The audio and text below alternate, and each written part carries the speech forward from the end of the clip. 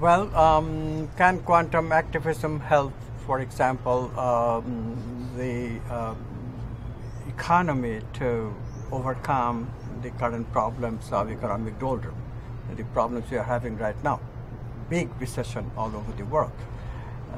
This kind of question we have to answer before we can address this issue of can we reshape our systems to earn livelihood in meaningful pursuits. So let's get back to how capitalism was founded by its founder, the great Adam Smith. Adam Smith recognized that there are human needs and there are people who like to produce things that satisfy those needs. This matching of production and consumption needs, if left to the invisible hands of the free market, quote unquote, said Adam Smith, can produce an equilibrium in such a way that prices will follow and also the allocation of resources will follow in such a way that an equilibrium exists in the economy. And this borne out to be true, except for one thing. There were always these recessions and heating up of the economy, which is called inflation, so something that is usually known as the boom and bust cycle, or if you want to be more technical, it's called the business cycle. Now, currently, we are sadly aware of the fact that this problem of business cycle is producing havoc. Government interventions that were invoked by the great economist Keynes and later on by what is called the supply side economics, those forms of government intervention are also not working. They are not working because there is an innate difficulty with Adam Smith's style of economics, although the basic idea is correct. Adam Smith addressed only the material needs of people. But actually, as Abraham Maslow pointed out some 50, 60 years ago, human needs go way beyond the material needs. We have 4 kinds of experiences and we are conscious. So this actually produces 5 different kinds of needs. The first one is the vital energy needs, feeling needs. We feel this world of vital energy. And we have to fulfill those needs in terms of getting nourishment in the form of vital energy. Then we have needs of mental meaning. Mental meanings have to be explored, have to be satisfied, and that's a need that needs to be produced and consumed just as the rest of the economy. And then we have supramental needs, values. We need values like love, beauty, justice, truth, and goodness in order to feel satisfied. Unless we explore these values, we are not satisfied.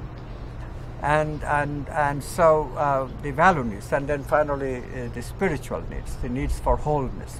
We need to be happy above all. And happiness, health, wholeness, these are all connected concepts. One leads to the other.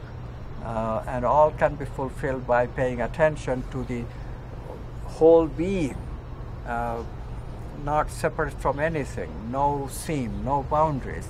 The capacity of being that in that entire being that is consciousness.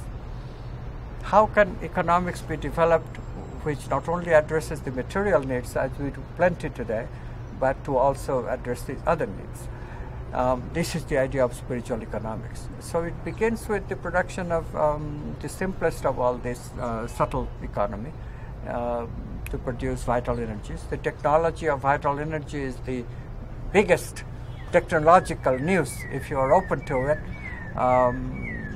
The idea is to recognize that the various things that we take for nutrition, food, various things that we take as drugs to heal ourselves, these things are devoid of any vital energy aspect. They are just material extraction from the natural food or natural drugs that we know of.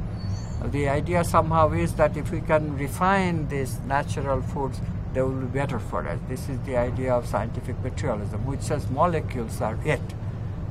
We don't need the wholeness of the foods, the wholeness of the medicinal substances.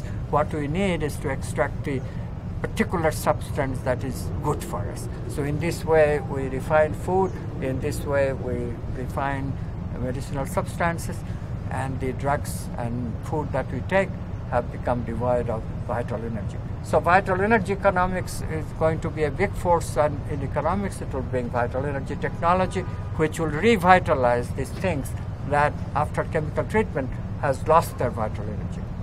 So for example, we talk about whole food, we talk about vitalized water, we talk about vitalized perfume, vitalized cosmetics. So in this way, these vitalizing substances that we imbibe is going to be a major technology of the 21st century. And then, of course, meaning and then values, these things are in further future. But one should note that we already have institutions like educational institutions which provide us meaning, and also the institutions of religion which give us value. But these things are not part of the free market. We have to bring them under the free market, and that is the challenge of spiritual economics.